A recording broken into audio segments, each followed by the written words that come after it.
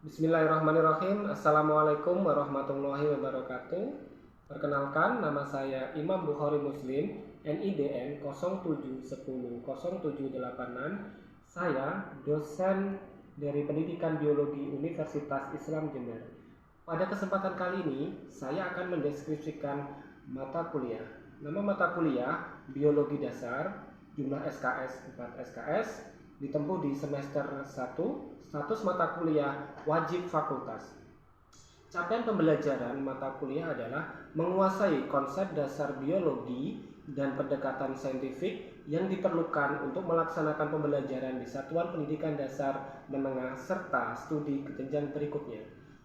Tujuan mata kuliah ini adalah mahasiswa mampu secara mandiri dengan bimbingan dosen pengampu mata kuliah memperdalam wawasan tentang dasar-dasar biologi melalui presentasi, diskusi, penugasan, dan praktikum. Pelaksanaan perkuliahan yaitu melalui presentasi, diskusi, praktikum, dan studi lapang. Tugas struktur yaitu melalui analisis pustaka, artikel, jurnal penelitian yang terkait pada materi yang akan dipelajari. Yang kedua, mempersiapkan presentasi dalam bentuk makalah dan mempresentasikan dalam seminar kelas. Merencanakan dan melaksanakan praktikum serta melaporkan dalam bentuk laporan praktikum. Yang selanjutnya, menyusun portofolio akhir semester. Untuk materi pembelajaran, yang pertama, konsep dasar biologi dan history of life. Yang kedua, hierarki kehidupan. Yang ketiga, biologi sel. Yang keempat, struktur dan fungsi hewan dan tumbuhan. 5. Pertumbuhan dan perkembangan hewan dan tumbuhan. 6. Keanekaragaman hayati. 7. Mikrobiologi. 8. Genetika. 9. Evolusi. 10. Ekologi. 11. Bioteknologi. Untuk penilaian yang digunakan menggunakan skor yang telah ditentukan. Penilaian berdasarkan pada tugas berupa makalah dan presentasi yang dilaksanakan selama perkuliahan memiliki poin 15%. Kedua, analisis pustaka jurnal penelitian selama perkuliahan memiliki poin 20%. Ketiga, keaktifan di kelas 10%. Yang keempat, kehadiran 15%. Yang kelima, praktikum dan laporan praktikum 10%. Ujian tengah semester atau UTS memiliki poin 15%. Yang terakhir, ujian akhir semester atau UAS memiliki poin 15%. Itulah deskripsi mata kuliah biologi dasar. Untuk selanjutnya, monggo disaksikan contoh kegiatan pembelajaran di kelas.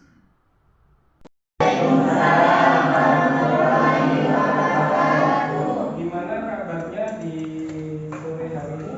Baik ya? Oke, sebelum kita mulai, kita buka dengan bacaan umul kitab Al-Fatihah. Oke, dengan bacaan umul kita tadi, semoga ilmu yang kita pelajari menjadi ilmu yang berkah, manfaat dunia. Amin. Oke, ini satu kelas ada 20 mahasiswa ya. Ada yang enggak masuk, siapa enggak masuk? Satu orang ini. Masuk aja, oke. Kemarin kita telah mempelajari tentang evolusi. Khususnya evolusi itu perubahan makhluk hidup dari waktu ke waktu, baik itu anatomi maupun fisiologinya, selama ribuan bahkan jutaan tahun. Pada materi kali ini kita akan mempelajari tentang ekosistem. Apa itu ekosistem? Mbaknya, ekosistem itu apa? Oh, perubahan alam. Oke. Perubahan alam. Perubahan alam ya ekosistem. Mbak Mas ada? Apa itu ekosistem?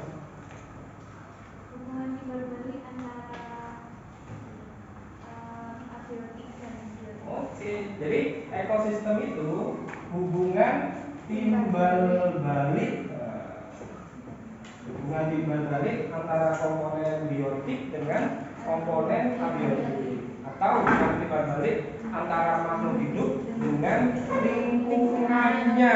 Jadi antara komponen biotik dengan abiotik itu saling timbal balik. Contohnya apa? Mas Aru. Nah, ini kayaknya IPK-nya terbaik ini. Berapa IPK-nya sekarang? 3,95. Apa itu ekosistem? Apa tadi? Contohnya dari ekosistem itu apa? Dari abiotik termasuk hewan. Ya? Dari abiotik termasuk tanah, udara, cahaya. Iya, contohnya hubungan timbal balik itu apa? Hubungannya contohnya seperti fotosintesis antara sinar matahari dengan tumbuhan. Oke, jadi hubungannya antara sinar matahari dengan tumbuhan. Sinar matahari dengan tumbuhan. Jadi di sini hubungannya apa? Hubungannya misalkan apabila sinar matahari intensitasnya tidak terlalu tinggi, maka nantinya akan berpengaruh terhadap proses fotosintesis. Ingat di materi tentang biologi sel, karena belum menempuh ini kan masih baru semua ya, masih unyu-unyu kayaknya. Jadi di ini ya, biologi sel itu ada reaksi terang, ada reaksi gelap. Pada reaksi terang itu adalah reaksi yang membutuhkan cahaya matahari. Jadi apabila cahaya mataharinya nanti kurang bagus atau bersinarnya kurang terang, itu nanti hasil fotosintesis atau produksi bahan baku yang digunakan dalam reaksi gelap itu juga kurang maksimal. Akibatnya apa? Akibatnya adalah C6H12O6 atau karbohidrat yang dihasilkan itu juga tidak akan maksimal. Jadi ada hubungannya ya, sinar matahari dengan tumbuhan. Itu saya kira contoh yang sangat luar biasa ya. Jadi kalau kita berimajinasi kenapa kok Indonesia itu disebut dengan mega biodiversitas. Jadi biodiversitasnya atau keanekaragaman tumbuhan dan hewannya itu tinggi. Salah satunya adalah karena di Indonesia itu cahaya mataharinya dia bersinar sepanjang tahun dan sudut elevasinya dia juga tegak gitu, jadi tidak terlalu direket. Dengan kondisi seperti itu, maka banyak sekali tumbuhan yang hidup di Indonesia. Beda dengan yang di daerah kutub atau di daerah yang subtropis di Skandinavia gitu ya. Di sana heterogennya kurang tinggi, jadi tumbuhannya itu macam-macamnya karena hanya tumbuhan tertentu yang bisa hidup di sana. Selain matahari, nanti ada suhu itu juga berpengaruh. Tanah misalkan, jadi tanah yang berpasir, misalkan berpasir itu di mana ya? Di pantai misalkan, yang bisa tumbuh apa? Yang bisa tumbuh di sana bakau atau pandan-pandan gitu ya, yang tempatnya anak diskusi ya, itu di bawah pandan. Jadi yang bisa hidup ya seperti itu, karena memang komponen abiotik yang cocok bagi pandan, bagi bakau itu memang tempatnya di sana. Kok bakau nggak hidup di sini misalkan ya, karena memang komponen abiotiknya kurang sesuai. Nah, itulah yang disebut dengan timbal balik antara komponen biotik dengan komponen abiotik. Nah, apabila komponen abiotik itu rusak, maka apa yang terjadi? Ini mbaknya, Mbak siapa namanya? Oh, saya kira Zulia. Oh, Mbak Risma itu Hasanah. Tadi?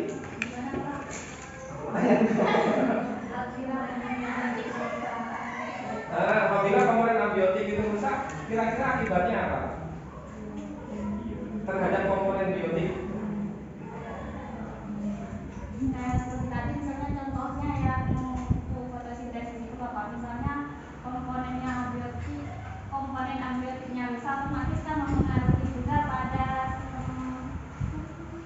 fotosintesis itu. Oke. Pada tumbuhannya juga kan nantinya akan mengandung. Oh iya, misalkan contohnya kalau sekarang pemanasan global atau apa, misalkan ada La Nina atau El Nino, itu misalkan dia curah hujannya terlalu tinggi misalkan. Karena curah hujannya terlalu tinggi kan otomatis cahaya mataharinya kurang maksimal. Pada beberapa tumbuhan itu apabila intensitas cahaya mataharinya kurang maksimal, dia tidak bisa tumbuh dengan baik. Misalkan bakau kalau hujan dia akan mati. Selain cahaya matahari juga air itu juga berpengaruh terhadap hidup tumbuhan. Oke, saya kira itu ya tentang materi ekosistem kali ini. Kemarin sudah saya share di grup WhatsApp ya, di grup WA.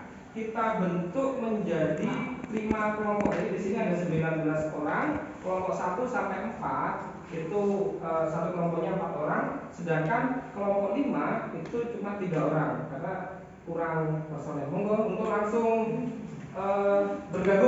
bergabung di kelompoknya masing-masing sesuai dengan catatannya kemarin. Oke. Di sini kelompok 5. wah, kelompok 5 3 orang ini. Sedangkannya kurang, jadi penduduknya sedikit. Nah, ini ada kelompok berapa? Opa, ya ada Safira dan teman-temannya. Ini ada kelompok berapa? Kelompok 2. Ada Mbak siapa ini namanya? Mbak Diva. Terus ini ada kelompok 3 ada Mas Ada dan kawan-kawan. Oke, sekarang langkah berikutnya adalah di situ tadi sudah saya share ya. Saya sudah men-share video sekilas itu ya. Video yang di WhatsApp grup di WA tentang blooming alga. Coba dicermati lebih lanjut video. Oke, sudah lihat di YouTube-nya? Ada paketannya ya?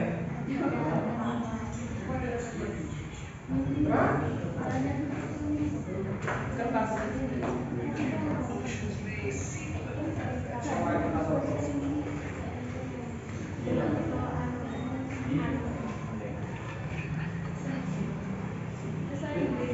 Bahasa Inggris yo.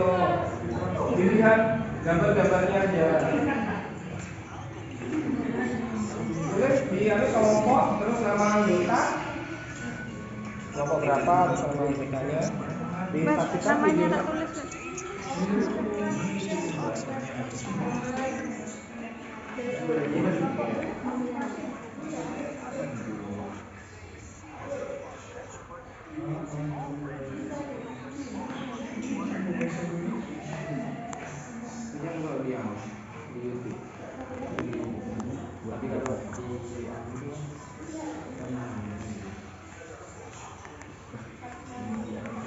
Di situ ada blooming alga, waduh di kolamnya banyak apa ya? Ada fitoplanktonnya itu.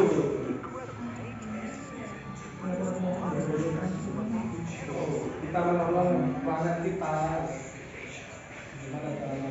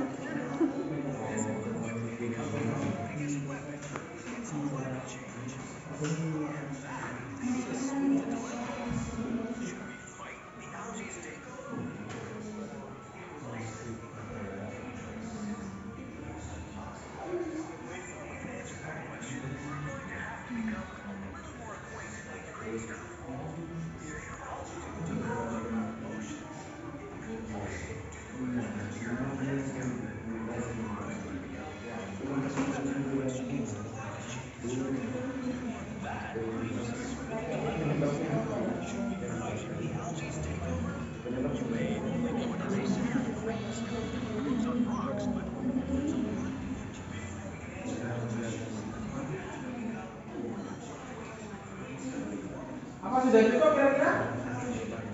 Sudah punya gambaran? Ada videonya itu permasalahannya atau kasusnya terjadi di dunia bahwasannya tumbuhan, alga, fitoplankton dan lain sebagainya itu dia tumbuhnya sangat tidak terkendali gitu.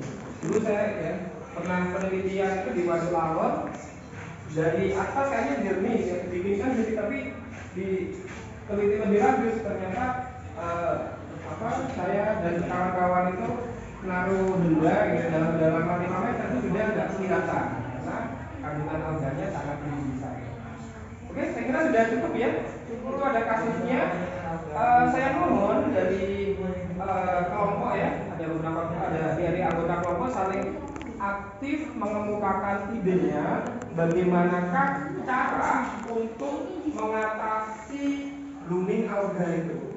Jadi caranya bagaimana? Jadi nanti saling berpendapat kira-kira cara untuk mengatasi kasus blooming alga itu kira-kira bagaimana. Kalian bisa cari literaturnya di jurnal, bisa cari literaturnya di buku, di internet. Sudah 5 menit. Apakah sudah selesai ya? Sudah selesai. Saya minta kelompok ini, kelompok berapa ini? 3. Kelompok 3 dan kelompok 5 untuk mempresentasikan hasil diskusi dengan temannya bagaimana cara mengatasi blooming alga menurut pendapat kelompoknya. Monggo dipersilakan siapa juru bicaranya.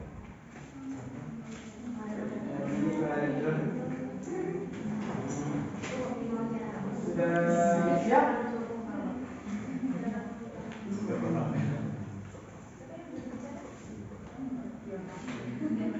Atau kalau belum siap kelompok 5? Siap. Kelompok 5 dulu, monggo. Siap 55. Siap 45.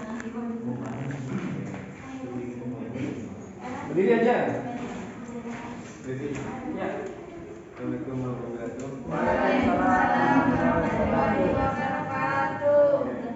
Berdasarkan video yang telah di-share, cara memecahkan atau mengurangi blooming alga dengan cara mengurangi nutrit, yaitu dengan mengurangi pemberian pakan secara berlebihan. 2. Melakukan arasi, yaitu menggunakan kincir air yang teruji ketahanannya seperti kincir air tambak Olimpia. 3. Yaitu menaikkan kadar garam dari air laut yang akan memberikan dampak positif dan pengurangan populasi fitoplankton penyebabnya blooming alga. Sudah. Oke. Mungkin dari kelompok yang lain ada pertanyaan, ada sanggahan atau gimana? Nggak ada. Itu cara-caranya mengatasi blooming alga ya, versi kelompok 5. Selanjutnya kelompok 3 apa sudah siap? Sudah siap? Untuk mengemukakan atau ini bagaimana cara mengatasi blooming alga? Langsung saja? Apa sudah siap?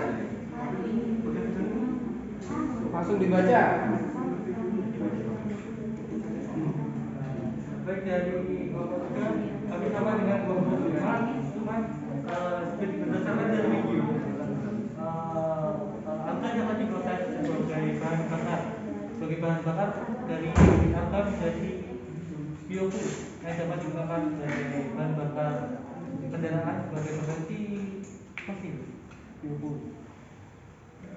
Terus alga juga dapat diproses sebagai serat karbon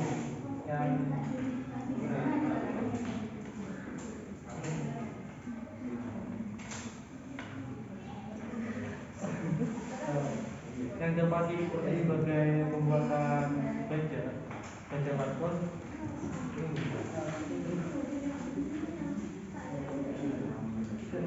Itu aja. Oke. Itu pendapat dari kelompok berapa? 3. Mungkin dari kelompok yang lain? Kelompoknya Dina apa sudah selesai? Bagaimana cara mengatasi blooming alga? Ayo, bisa dibaca.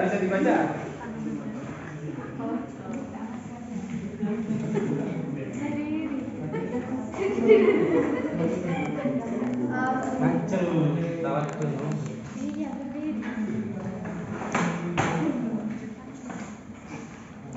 Cara mengatasinya hampir sama. Bisa dibaca. Cara mengatasinya blooming alga mengurangi nutrien, mengurangi asupan pakan fitoplankton berkurang dan melakukan aerasi sehingga kincir air dapat bekerja terus-menerus yang dapat menyebabkan fitoplankton berkurang dan menaikkan salinitas karena beberapa jenis fitoplankton tidak tahan terhadap salinitas. Oke, ini yang dari pernyataan dari kelompok 3, kelompok 5 itu berapa? Satu yang hampir cocok gitu ya, sesuai kalau misalnya kelompok 1. Ini pernyataannya atau bagaimana cara mengatasi fitoplankton booming alga itu yang paling sesuai kelompok 1. Saya review ya. Jadi benar yang dikatakan kelompok 1. Jadi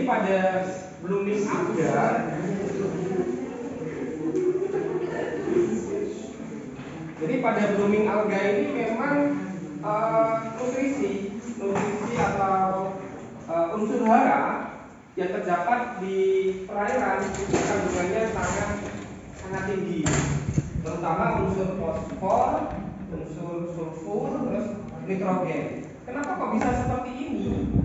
Tadi dikatakan bahwasanya adanya pakan ikan. Jadi kalau kita jalan-jalan di danau, saya dulu pernah waktu S2 itu meneliti bersama teman saya itu di Danau Lahor, Waduk Lahor ya. Jadi waduk itu kan sungai yang dibendung, dan beberapa sungai dibendung, terus itu nanti digunakan sebagai penahan banjir dan juga digunakan sebagai perikanan ya, dan juga digunakan sebagai pembangkit listrik tenaga air. Selain itu juga irigasi. Nah, di Waduk Lahor itu di si kanan kirinya, di tepi-tepinya itu banyak sekali ikan, keramba ikan itu loh. Jadi dikasih jaring gitu ya, terus ikannya dikembangbiakan di situ atau diternak di situ. Nah, ikan itu kan membutuhkan pakan ya. Dia baika ya, membutuhkan pakannya apa? Bukan nasi yang jelas. Jadi pakannya bisa pelet atau bisa pakan yang dari pabrik gitu ya. Ini sudah ada konsentrat, jadi pakan dari pabrik. Nah, itu kan dilempar-lempar gitu ya, dilempar-lempar, dan ternyata pakan itu tidak semuanya habis dimakan oleh ikan. Bagian dia larut di dalam air dengan kondisi seperti itu, dia nanti akan terjadi proses pembusukan, komponen organik menjadi anorganik. Nah, komponen anorganik inilah yang nantinya dia menjadikan sebagai nutrisi fitoplankton, alga dan sebagainya sebagai makanannya, sehingga alga tersebut pertumbuhannya tidak terkendali. Jadi caranya gimana ya? Caranya meminimalisir pakan ikan yang terbuang di keramba itu. Jadi seperti itu. Cara yang selanjutnya, sebab selanjutnya di situ adalah adanya pupuk ya. Pupuk kimia terutama pupuk kimia yang fosfat itu. Fosfat. Pupuk kimia fosfat atau di situ sisa deterjen. Tahu deterjen? Tahu. Deterjen buat cuci baju gitu. Tidak saya sebutkan merek ya. Saya bukan endorse. Rinso. Pakai deterjen itu ada namanya surfaktan. Jadi surfaktan itu dia salah satu unsurnya yang jadi kan unsur ada senyawa kan. Surfaktan itu merek dagang. Surfaktan dia senyawa. Senyawa itu berarti gabungan dari beberapa unsur. Nah, salah satu unsur dari surfaktan, penyusun surfaktan itu adalah fosfor. Kalau fosfor itu unsurnya fosfat itu PO4 gitu ya, senyawa atau fosfat. Jadi itu ada fosfor. Nah, di situ misalkan mbaknya ini cuci baju di sungai gitu. Jangan sambil mandi, nggak boleh.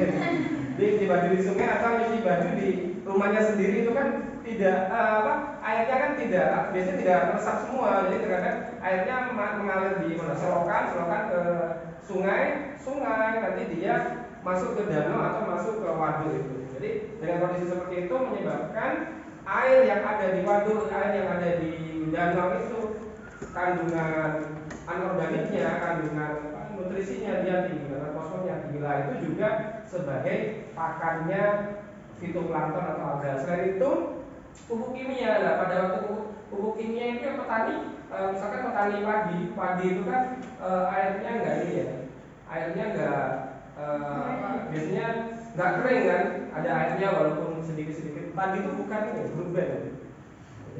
Belum air kan ya, tapi padi itu adalah grup band. Jadi airnya kan tidak kering gitu. Jadi ada air, masih ada genangan airnya. Terus misalkan sudah mupuk gitu ya, Mas Arun sudah mupuk pakai fosfat, pakai urea, dipupuk, terus ada hujan deras. Ada hujan, apalagi daerah yang topografinya dia sudut kemiringannya tinggi. Jadi sesudah dipupuk terus hujan deras, apa yang terjadi? Yang terjadi adalah pupuknya itu tidak semua terserap oleh padi, jadi tidak semua meresap di tanah itu. Jadi sebagian ada yang istilahnya tercuci oleh air hujan. Jadi tercuci ikut air hujan itu masuk ke selokan ke sungai, ke danau atau waduk itu, sehingga nutrisi yang ada di waduk itu juga tinggi. Jadi cara mengatasinya adalah salah satunya meminimalisir penggunaan pupuk kimia, atau kalau di sawah itu galengan itu ya, galengan itu lebih ditata lagi biar nggak jebol. Terus mengurangi menggunakan surfaktan, penggunaan deterjen, terus pakan ikannya juga tepat. Nah, itu cara mengurangi atau cara mengatasi agar booming alga itu tidak terjadi. Itu ya saya review. Mungkin ada yang ditanyakan dari semua kelompok ini, dari teman-teman mahasiswa, ada yang ditanyakan? Tidak. Oh tidak, ini waktunya pulang ya, sudah lapar ya. Ya, oke. Kesimpulannya apa kesimpulannya? Kesimpulannya dari materi ini adalah bahwasannya komponen biotik itu berpengaruh terhadap abiotik, atau sebaliknya abiotik bisa berpengaruh terhadap komponen biotik. Jadi misalkan komponen abiotiknya berupa unsur hara yang terlalu banyak, itu nanti dia akan berpengaruh terhadap blooming alga. Jadi alganya itu pertumbuhannya sangat pesat gitu loh, sangat pesat. Dengan alga itu berkembang sangat pesat, nanti di situ juga berpengaruh terhadap komponen abiotiknya juga. Jadi misalkan kalau alganya dia banyak, nanti dia akan membusuk, maka kandungan oksigen yang ada di air itu nanti dia akan rendah. DO apa kandungan oksigen. Nanti itu bisa mengetahuinya melalui analisis kimia. Dulu saya dan teman-teman itu menganalisisnya di dasar delta. Jadi analisis kandungan elektroniknya berapa, kandungan karbonnya berapa, kandungan oksigennya berapa, kandungan fosfornya berapa, itu ada di dasar delta. Jadi blooming alga akan berpengaruh terhadap kondisi air. Air kan abiotik, sedangkan alga tadi biotik. Jadi di situ berpengaruh. Kenapa kok alga bisa booming? Karena ada komponen abiotik yang mengalir di danau itu. Ya, contohnya apa? Adalah nutrisi, ada fosfor, ada nitrogen, ada sulfur dan lain sebagainya. Jadi di situ saling berkaitan. Gitu. Jadi kalau alganya banyak, dia pengaruhnya apa lagi? Pengaruhnya adalah pada ikan. Ikannya dia tidak akan rasan di situ. Kenapa? Karena alga itu kalau sudah banyak nanti membusuk, menyebabkan proses pembusukan. Dan proses pembusukan itu dia menghasilkan gas amonia dan menghasilkan karbon dioksida. Karbon dioksida tinggi, maka ikannya tidak akan suka hidup di situ, karena ikan itu ini ya hewan yang sangat dia poikilotermik ya, suhu tubuhnya di fisiologi hewan itu suhu tubuhnya sangat tergantung pada lingkungan, dan apabila di perairan tersebut terjadi perubahan sedikit saja, maka pada ikan tersebut fisiologinya akan terganggu. Jadi seperti itu.